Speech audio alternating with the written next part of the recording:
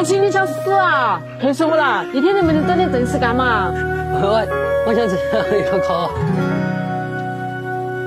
天，杨瑶都发那么长了。你去哪点？中洋芋。把洋芋切成块，不要切到发芽的位置。风铃响起，又是一天，缘很轻。倒木灰。把洋芋和草木灰拌均匀，这样长得快一点。一切都是柔软又宁静，每个路口花都开在阳光里，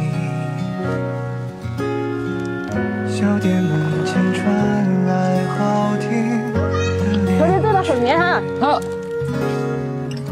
不用太久就能走到目的地。洋芋算是1年中最早的庄稼了吧？烧现在中后就可以得吃了，明天就晓得吃。快点！好，我来打哥哥。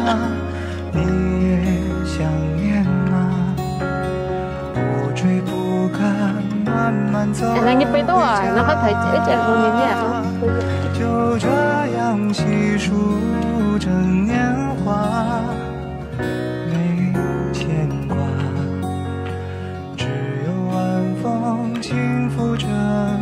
离你兴奋，就算没下雨也长得出来。不用太久就能走到目的地，人来人往里满是善意，这是最平凡的一天啊！你们先问到我回去煮饭去了。我做2米嘞。好，小明回去了。慢慢走回家，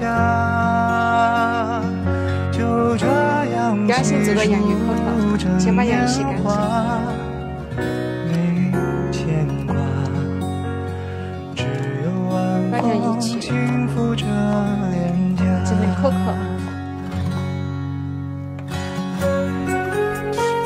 猪油。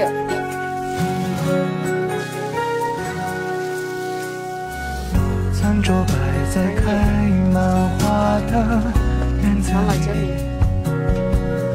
放点今天挖的教头。就一阵阵欢歌笑语。好。从不考虑明天应该去哪里。妈等下吃饭嘞。因为今夜的风太和煦。晚上饿了没？这是最完美的。哦，还有个是这样一个。你不吃小兔吗？快去有饭吃了。生活可以不那么复杂，